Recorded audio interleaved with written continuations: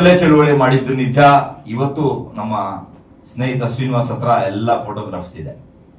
ಅಲ್ಲಿರ್ತಕ್ಕಂಥ ಕೆಲವರು ಅಂಗಡಿ ಮಾಲೀಕರು ಅಂಗಡಿಗಳನ್ನ ನಾವು ತೆರವು ಮಾಡೋದಿಲ್ಲ ಅಂದಾಗ ಅವ್ರನ್ನ ನಾವೇ ದೌರ್ಜನ್ಯದಿಂದ ಅವರನ್ನ ತೆರವು ಮಾಡಿಸಿದ್ದು ನಿಜ. ಆದ್ರೆ ಅದರ ಹಿನ್ನೆಲೆ ಮತ್ತು ಸರ್ಕಾರದಲ್ಲಿ ಏನು ನಡೀತಾ ಇತ್ತು ಮತ್ತೆ ಸರ್ಕಾರದಲ್ಲಿ ಅದಕ್ಕೆ ಏನು ಅನುದಾನ ಇತ್ತು ಅದ್ಯಾವುದು ನಮ್ಗೆ ಮಾಹಿತಿ ಇರಲಿಲ್ಲ. ನಾವು ಸಹ ಅವ್ರನ್ನ ದ್ವೇಷ ಮಾಡಿದವರಲ್ಲಿ ನಂದು ಮೊದಲನೇ ಸ್ಥಾನನೇ. ನಾವು ಕೂಡ ದ್ವೇಷ ಮಾಡಿದ್ವಿ. ಅಲ್ಲಿ ಕಲಾಭವನ ಅಂತ ಮಾಡ್ತಾ ಇದಾರೆ, ಅಂಬೇಡ್ಕರ್ ಭವನ ಆಗ್ಬೇಕು, ಮತ್ತೆ ನಗರಸಭೆಯಿಂದ ಯಾಕೆ ಕಟ್ಟಬೇಕು, ಅದನ್ನ ಸಮಾಜ ಕಲ್ಯಾಣ ಇಲಾಖೆ, ನಮ್ಮದೇ ಸಮುದಾಯಗಳ ಉದ್ಧಾರಕ್ಕಾಗಿ ಸಮಾಜ ಕಲ್ಯಾಣ ಇಲಾಖೆ ಇದೆ, ಆ ಇಲಾಖೆಯಿಂದ ಕಟ್ಟಬೇಕು ಅಂತೇಳಿ ನಾವು ಅವ್ರ ಮೇಲೆ ತಪ್ಪು ಅಭಿಪ್ರಾಯವನ್ನ ಕಲ್ಪಿಸಿಕೊಂಡು ಅವರ ವಿರುದ್ಧವಾಗಿ ಪ್ರಚಾರ ಮಾಡಿದ್ದು ನಿಜ. ಇಷ್ಟೇ ನಮ್ಮ ಉದ್ದೇಶ ಇದ್ದಿದ್ದೇನೆ. ಬಾಬಾ ಸಾಹೇಬ್ ಅಂಬೇಡ್ಕರ್ ಅವರ ಭವನ ನಗರಸಭೆಯಲ್ಲಿದ್ರೆ ಎಲ್ಲರ ಆಸ್ತಿ ಆಗುತ್ತೆ, ಎಲ್ಲರಿಗೂ ಅದರ ಮೇಲೆ ಹಕ್ಕಿರುತ್ತೆ, ನಮ್ಮನ್ನೆಲ್ಲೋ ಕಡೆದಾಗಿ ನಮ್ಮನ್ನ ನೋಡ್ತಾರೆ. ಆದ್ರೆ ಸಮಾಜ ಕಲ್ಯಾಣ ಇಲಾಖೆಗೆ ಅದನ್ನ ಕೊಟ್ರೆ ನಮಗೆ ಮೊದಲನೇ ಸ್ಥಾನ, ಮೊದಲನೇ ಆದ್ಯತೆ ನಮಗೆ ಇರುತ್ತೆ ಸಮಾಜ ಕಲ್ಯಾಣ ಇಲಾಖೆಯಲ್ಲಿ. ಯಾಕಂತ ಹೇಳಿದ್ರೆ ಸಮಾಜ ಕಲ್ಯಾಣ ಇಲಾಖೆ ಇರ್ತಕ್ಕಂಥದ್ದೇ ಈ ಶೋಷಿತ ಸಮುದಾಯಗಳ ಉದ್ಧಾರಕ್ಕಾಗಿ. ಹಾಗಾಗಿ ಅವ್ರಿಗೆ ನಮ್ಗೆ ಮೊದಲನೇ ಆದ್ಯತೆ ಇರುತ್ತೆ ಅಂತ ಹೇಳಿ 2013ರಲ್ಲಿ ರಾಜಕೀಯ ಬದಲಾವಣೆಗಳಾದಾಗ ಮೊಟ್ಟ ಮೊದಲು ಸಮಾಜ ಕಲ್ಯಾಣಗೆ ನಗರಸಭೆಯಿಂದ ಹಸ್ತಾಂತರ ಮಾಡಿದಾಗ ನಾನು ಕೂಡ ಅದರಲ್ಲಿ ಮುಖ್ಯ ಪಾತ್ರ ವಹಿಸಿ ಸಮಾಜ ಹಸ್ತಾಂತರ ಮಾಡಿದ್ದೆ. ನನಗೆ ಆ ಹಿನ್ನೆಲೆ ಗೊತ್ತಾದಾಗ ಮತ್ತು ಅಂದಿನ ಸರ್ಕಾರಗಳಲ್ಲಿ ಸಮಾಜ ಕಲ್ಯಾಣ ಇಲಾಖೆಯಿಂದ ಅಂಬೇಡ್ಕರ್ ಭವನಕ್ಕೆ ಬರ್ತಾ ಇರ್ತಕ್ಕಂಥ ಅನುದಾನ ಎಷ್ಟಿತ್ತು, ಮತ್ತೆ ಏನೇನು ಪರಿಸ್ಥಿತಿಗಳಾಯ್ತು, ಮತ್ತೆ ಇಲ್ಲಿ ನಗರಸಭೆಯಲ್ಲಿ ಆ ಒಂದು ಸ್ಥಳವನ್ನ ಅದಕ್ಕೆ ಅಂಬೇಡ್ಕರ್ ಭವನಕ್ಕೆ ನಿಗದಿಪಡಿಸಬೇಕು ಅಂದಾಗ ಅಲ್ಲಿದ್ದಂತವರೇ ಯಾವ್ಯಾವ ರೀತಿ ತೊಂದರೆಗಳನ್ನ ಮಾಡಿದ್ರು ಅಂತೆಲ್ಲ ಹೇಳಿದಾಗ ನಿಜವಾಗ್ಲೂ ಬಹಳ ನಮಗಂತೂ ಬಹಳನೇ ಬೇಜಾರಾಯ್ತು.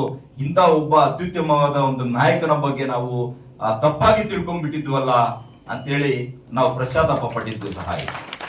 ಹಾಗಾಗಿ ಬಂಧುಗಳೇ, ಇವತ್ತೇನು ನನ್ನ ಸಮುದಾಯದ ಎಲ್ಲ ಮುಖಂಡರುಗಳು, ವಿವಿಧ ಸಮುದಾಯಗಳ ಮುಖಂಡರು ಇವತ್ತು ಬಂದಿದ್ದೀರಾ, ದಯವಿಟ್ಟು 22ನೇ ತಾರೀಕು ಎಲ್ಲರೂ ಕಡ್ಡಾಯವಾಗಿ ಆವತ್ತು ಸಮಯಕ್ಕೆ ಸರಿಯಾಗಿ ಬರಬೇಕು.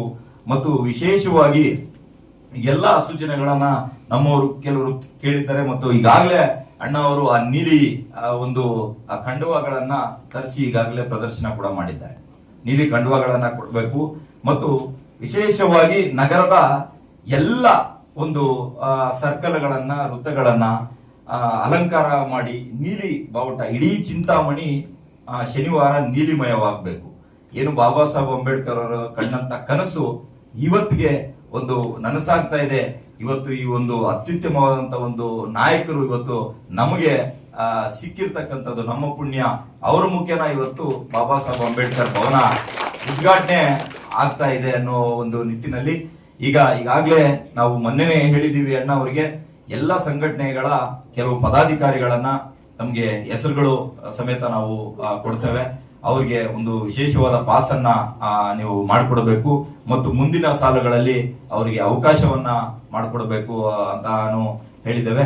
ಮತ್ತೆ ಬಾಬಾ ಸಾಹೇಬ್ ಅಂಬೇಡ್ಕರ್ ಜಯಂತಿ ಅಧಿಕಾರಿಗಳ ನಿರ್ಲಕ್ಷ್ಯ ಅಂತಾನೆ ಈ ಸಂದರ್ಭದಲ್ಲಿ ನಾನಂತೂ ಹೇಳ್ತೇನೆ.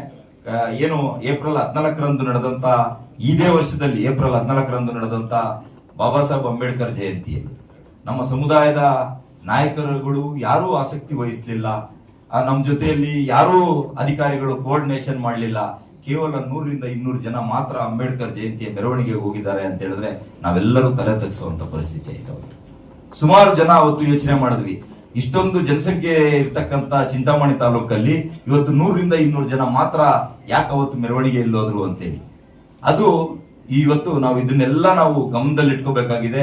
ಅಧಿಕಾರಿಗಳ ಕೋಆರ್ಡಿನೇಷನ್, ಎಲ್ಲ ಸಮುದಾಯದ ಮುಖಂಡರ ಜೊತೆಯಲ್ಲಿ ಕೋಆರ್ಡಿನೇಷನ್ ದಯವಿಟ್ಟು ಇರಬೇಕು ಅನ್ನೋ ಮಾತನ್ನ ಈ ಸಂದರ್ಭದಲ್ಲಿ ಹೇಳ್ತಾ, ಮತ್ತು ಈಗಾಗಲೇ ಏನು ಒಂದು ಪಾಸ್ ವಿತರಣೆಯನ್ನ ಮಾಡಕ್ಕೆ ಏನು ಒಂದು ಹೇಳಿದ್ದೇವೆ, ಆ ಒಂದು ಪಾಸ್ ವಿತರಣೆಯನ್ನ ನಮ್ಮ ಎಲ್ಲಾ ಮುಖಂಡರುಗಳು, ಎಷ್ಟು ಸಂಘಟನೆಗಳ ಮುಖಂಡರುಗಳಿದ್ದಾರೆ ಅವರೆಲ್ಲ ಕೊಡಬೇಕು ಅನ್ನುವಂತ ಒಂದು ಮನವಿಯನ್ನ ಸಹ ಈ ಸಂದರ್ಭದಲ್ಲಿ ಹೇಳಿ, ಮತ್ತೆ ಗೆಸ್ಟ್ಗಳನ್ನ ನಮ್ಮ ಬಹಳ ಅತ್ಯುತ್ತಮವಾದ ಸಾಹಿತಿಗಳಿದ್ದಾರೆ, ಬಹಳ ಬುದ್ಧಿಜೀವಿಗಳಿದ್ದಾರೆ, ಅವರು ಅವರ ಒಂದು ಭಾಷಣದಿಂದ ಅನೇಕರು ಪ್ರೇರಣೆಗೆ ಒಳಗಾಗಿದ್ದಾರೆ ಅಂತ ಅವ್ರನ್ನ ಏನಾದ್ರೂ ಈ ಒಂದು ಕಾರ್ಯಕ್ರಮಕ್ಕೆ ಕರೆಯೋದಾದ್ರೆ ಬಹಳ ಸೂಕ್ತ ಅಂತೇಳಿ ನಾವೆಲ್ಲ ದಲಿತ ಸಂಘಟನೆಗಳವರು ನಿನ್ನೆ ಮೊನ್ನೆ ಎಲ್ಲ ಮಾತಾಡ್ತಾ ನಾವು ಅನ್ಕೊಂತ ಇದ್ವಿ.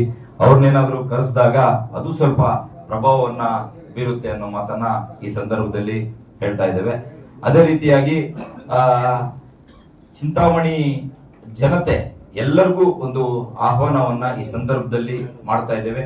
ಒಂದು ರೀತಿಯ ಜಾತ್ರೆಯಾಗಿ ಬಾಬಾ ಸಾಹೇಬ್ ಅಂಬೇಡ್ಕರ್ ಅಂದ್ರೆ ಒಂದು ಸಮುದಾಯಕ್ಕೆ ಸೀಮಿತರಾಗಿರ್ತಕ್ಕಂಥವರಲ್ಲ, ಎಲ್ಲಾ ಸಮುದಾಯದವರು ಇವತ್ತು ಆರಾಧನೆಯನ್ನ ಮಾಡ್ತಾ ಇದ್ದಾರೆ. ವಿಶೇಷವಾಗಿ ನಮಗಿಂತ ಹೆಚ್ಚಾಗಿ ನಾನು ಒಂದು ಹೆಜ್ಜೆ ಮುಂದೆ ಹೋಗಿ ಹೇಳ್ಬೇಕಂದ್ರೆ ನಮಗಿನ್ನ ಹೆಚ್ಚಿನದಾಗಿ ಅಲ್ಪಸಂಖ್ಯಾತ ಬಂಧುಗಳು ಇವತ್ತು ಬಾಬಾ ಸಾಹೇಬ್ ಅಂಬೇಡ್ಕರ್ ಅವರನ್ನ ಆರಾಧನೆಯನ್ನ ಮಾಡ್ತಾ ಇದ್ದಾರೆ. ಅವ್ರು ಕೊಟ್ಟಂತ ಸಂವಿಧಾನದಿಂದನೇ ಇವತ್ತು ನಾವು ಇಲ್ಲಿ ಬದುಕ್ತಾ ಇದ್ದೇವೆ, ಇಲ್ಲಿ ಇದ್ದೇವೆ ಅನ್ನೋ ಮಾತನ್ನ ಹೇಳ್ತಾ ಇದ್ದಾರೆ. ಅವನು ಸಹ ನಾವು ವಿಶೇಷವಾಗಿ ಅವತ್ತು ಇನ್ವಾಲ್ವ್ ಮಾಡ್ಕೊಬೇಕು ಅನ್ನೋ ಮಾತನ್ನ ಈ ಸಂದರ್ಭದಲ್ಲಿ ಹೇಳಿ ಅನೇಕ ವಿಚಾರಗಳನ್ನ ತಮ್ಮೊಟ್ಟಿಗೆ ಹಂಚಿಕೊಳ್ಳಲು ಅವಕಾಶ ಮಾಡಿಕೊಟ್ಟ ಎಲ್ಲರಿಗೂ, ಯಾರು ಈ ಒಂದು ಪೂರ್ವಭಾವಿ ಸಭೆಗೆ ಬಂದಿಲ್ಲ ಅವ್ರಿಗೆ ಈ ವೇದಿಕೆ ಮುಖಾಂತರ ಒಂದು ಮನವಿಯನ್ನ ಮಾಡ್ತಾ ಇದ್ದೇವೆ. ದಯವಿಟ್ಟು ನಿಮ್ಮ ಒಂದು ಹೋರಾಟವನ್ನ ಯಾವುದೋ ಒಂದು ಪಕ್ಷಕ್ಕಾಗಿ ಅಥವಾ ಯಾವುದೋ ಒಂದು ವೈಯಕ್ತಿಕ ದ್ವೇಷಕ್ಕಾಗಿ ಮುಡುಪಾಗಿಡಬೇಡಿ. ಬಾಬಾ ಸಾಹೇಬ್ ಅಂಬೇಡ್ಕರ್ ಅವರ ಭವನ ಚಿಂತಾಮಣಿ ನಗರದಲ್ಲಿ ನಿರ್ಮಾಣ ಆಗ್ಬೇಕು ಅಂತೇಳಿ ಬಹಳ ವರ್ಷಗಳ ಕನಸು, ನಿಮ್ಮ ಕನಸು ಸಹ ಅದೇ ಆಗಿದೆ. ನಿಮ್ಮ ಹೋರಾಟ, ಅನೇಕ ನಾಯಕರು ಇರ್ಬೋದು, ಅನೇಕ ಸಂಘಟನೆಗಳಿರ್ಬೋದು, ಆದ್ರೆ ಗುರಿ ಮಾತ್ರ ಒಂದೇ ಇರಬೇಕು. ದಯವಿಟ್ಟು ತಾವೆಲ್ಲ ಅನ್ಯತಾ ಭಾವಿಸ್ದಿರಾ 22ನೇ ತಾರೀಕು ಕಾರ್ಯಕ್ರಮದಲ್ಲಿ ನೀವೆಲ್ಲ ಸಂಘಟನೆಗಳವರು, ಎಲ್ಲ ಮುಖಂಡರುಗಳು, ಪದಾಧಿಕಾರಿಗಳು ಎಲ್ಲರೂ ಭಾಗವಹಿಸಬೇಕು. ಯಾವ ವ್ಯಕ್ತಿಯ ಬಗ್ಗೆ ನೀವು ಏನೋ ಒಂದು ಅಪಪ್ರಚಾರವನ್ನ ಮಾಡ್ತಾ ಇದ್ದೀರಾ ಅಥವಾ ಅಪನಂಬಿಕೆಯನ್ನ ಇಟ್ಕೊಂಡಿದ್ದೀರಾ, ಅವರ ವೈಯಕ್ತಿಕ ಹಣದಲ್ಲಿ ಇವತ್ತು ಅವರು ಬಾಬಾ ಸಾಹೇಬ್ ಅಂಬೇಡ್ಕರ್ ಅವರ ಪ್ರತಿಮೆಯನ್ನ ತಗೊಂಡ್ಬರ್ತಾ ಇದ್ದಾರೆ ಅಂತ ಹೇಳಿದ್ರೆ ನೀವೆಲ್ಲರೂ ಇವತ್ತು ನಾವು ಯೋಚನೆ ಮಾಡಬೇಕಾಗಿದೆ. ಇದರಲ್ಲಿ ಯಾವುದೇ ರೀತಿಯಲ್ಲಿ ನಾವು ರಾಜಕಾರಣವನ್ನ ಬೆರೆಸೋದು ಬೇಡ. ಚುನಾವಣೆ ಬಂದಾಗ ಆ ಸಂದರ್ಭದಲ್ಲಿ ರಾಜಕಾರಣವನ್ನ ಮಾಡೋಣ. ದಯವಿಟ್ಟು ಇದೊಂದು ನಿಮ್ಗೆ ಪ್ರೀತಿಯ ಮನವಿ, ಆಹ್ವಾನ ಅಂತಾನೆ ತಿಳ್ಕೊಳ್ಳಿ. ಎಲ್ಲ ನನ್ನ ಸಹೋದರ ಸಮುದಾಯಗಳ ಮುಖಂಡರುಗಳು ಯಾರ್ಯಾರು ಇವತ್ತು ಬಂದಿಲ್ಲ ಆ ಒಂದು ಸಂಘಟನೆಗಳ ಪದಾಧಿಕಾರಿಗಳಲ್ಲಿ ಮನವಿಯನ್ನ ಮಾಡ್ತಾ ಇದ್ದೇನೆ. ದಯವಿಟ್ಟು ನೀವು ಬಂದು ನಮ್ಮ ಜೊತೆಯಲ್ಲಿ ಕೈ ಜೋಡಿಸಿ ಕಾರ್ಯಕ್ರಮವನ್ನ ಯಶಸ್ವಿಯಾಗಿ ಮಾಡೋಣ. ಗಂಗಾ ಜಾತ್ರೆ, ಆ ಜಾತ್ರೆ, ಈ ಜಾತ್ರೆ ಎಲ್ಲಾ ಮಾಡ್ತೀರಾ, ಕಾಲೋನಿಗಳಲ್ಲೇ ಜಾತ್ರೆಗಳು ಮಾಡ್ತಾ ಇದ್ದೀರಾ, ಗಂಗಮ್ಮನ ಜಾತ್ರೆ ಎಲ್ಲ, ಅದೆಲ್ಲ ಮುಖ್ಯ ಅಲ್ಲ. ಇವತ್ತು ಮುಖ್ಯ ಇರತಕ್ಕಂಥದ್ದು ಬಾಬಾ ಸಾಹೇಬ್ ಅಂಬೇಡ್ಕರ್ ಅವರ ಜಾತ್ರೆ. ನಾವು 22ನೇ ತಾರೀಕು ಮಾಡೋಣ ಅನ್ನೋ ಮಾತನ್ನ ಹೇಳಿ ವಂದನೆಗಳನ್ನ ತಿಳಿಸ್ತಾ ಇದ್ದೀನಿ.